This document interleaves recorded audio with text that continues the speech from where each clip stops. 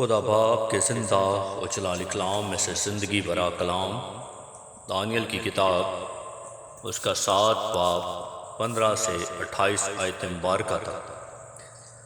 مجھ دانیل کی روح میرے بدن میں محلول ہوئی اور میرے دماغ کے خیالات نے مجھے پریشان کر دیا۔ جو میرے نزدیک کھڑے تھے میں ان میں سے ایک کے پاس گیا اور اس سے ان سب باتوں کی حقیقت دریافت کی۔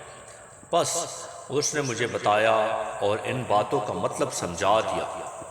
یہ 4 بڑے حیوان 4 بادشاہ ہیں جو زمین پر برپا ہوں گے، لیکن حق تعالیٰ کے مقدس لوگ سلطنت لے لیں گے اور ابد تک، ہاں عبدالآباد تک اس سلطنت کے مالک رہیں گے۔ تب میں نے چاہا کہ چوتھے حیوان کی حقیقت سمجھوں، جو ان سب سے مختلف اور نہایت ہولناک تھا، جس کے دانت لوہے کے اور ناخن پیتل کے تھے، جو نگلتا اور ٹکڑے ٹکڑے کرتا اور جو کچھ باقی بچتا اس کو پاؤں سے لتاڑتا تھا، اور 10 سینگوں کی حقیقت جو اس کے سر پر تھے، اور اس سینگ کی جو نکلا اور جس کے آگے 3 گر گئے، یعنی جس سینگ کی آنکھیں تھیں اور ایک منہ تھا جو بڑے گھمنڈ کی باتیں کرتا تھا، اور جس کی صورت اس کے ساتھیوں سے زیادہ روبدار تھی۔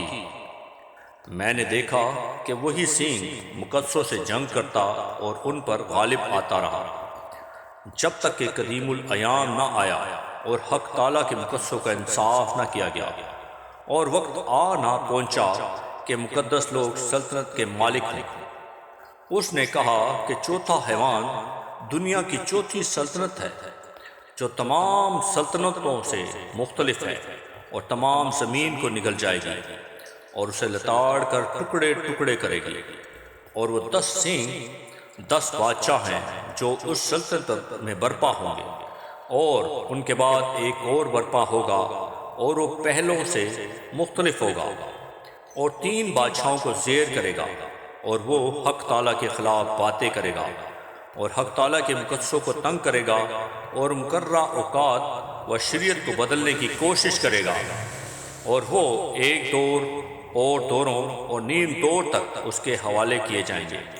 تب عدالت قائم ہوگی اور اس کی سلطنت اس سے لے لیں گے کہ اسے ہمیشہ کے لیے نیست و نابود کرے گا، اور تمام آسمان کے نیچے سب ملکوں کی سلطنت اور ملکت اور سلطنت کی حشمت حق تعالیٰ کے مقدس لوگوں کو بخشی جائے گی۔